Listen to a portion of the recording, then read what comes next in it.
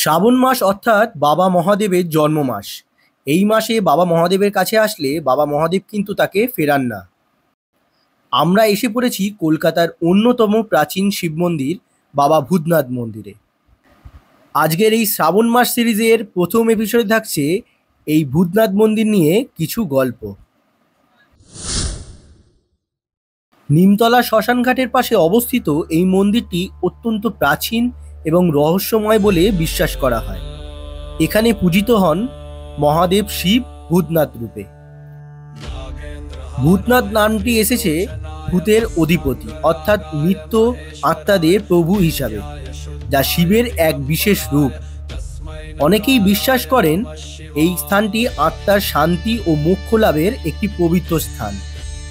শ্মশানঘাটের পাশে অবস্থিত হওয়ার কারণে এটি তান্ত্রিক সাধনার জন্য বিশেষ গুরুত্বপূর্ণ। বহু সাধু সন্ন্যাসী ও তান্ত্রিকরা এখানে সাধনা করে থাকেন। বিশেষ করে মহাশিবরাত্রির এবং কালী পুজোর সময় এখানে বিপুল ভক্ত সমাগম হয়। শোনা যায় প্রায় ৩০০ বছর আগে বেনারস থেকে এক অজানা অঘরী এসেছিলেন কলকাতায়। বর্তমানে যেখানে নিমতলা শ্মশান, তার ঠিক পাশেই তিনি কঠোর তপস্যা করে বাবা মহাদেবকে তুষ্ট করেন। আর সেই থেকে বাবা ভূতনাথ এখানে আমাদের মধ্যে বিরাজমান। আপনারা কি এটা জানেন, শ্মশানে চিতার ছাই দিয়ে বাবা ভূতনাথের ভস্ম আরতি করা হয় এখানে।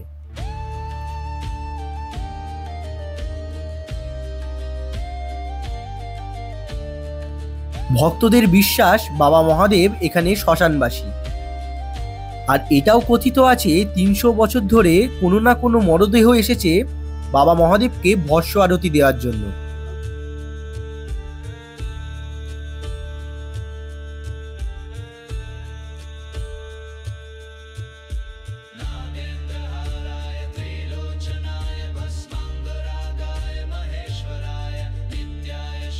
এখানে একদিকে জীবন আরেকদিকে মৃত্যু, আর তার মাঝখানে অবস্থান করছেন বাবা ভূতনাথ।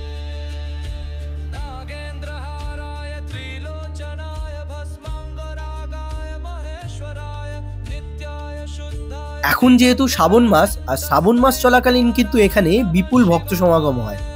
চারদিকে প্রচুর দোকানপাট বসেছে এখানে।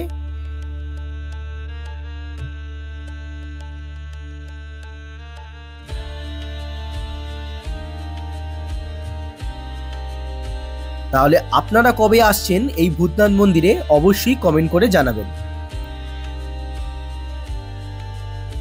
আর বাকি এপিসোডের জন্য অবশ্যই চোখ রাখুন দ্য বং স্কাউট, আর সাবস্ক্রাইব করতে ভুলবেন না যেন।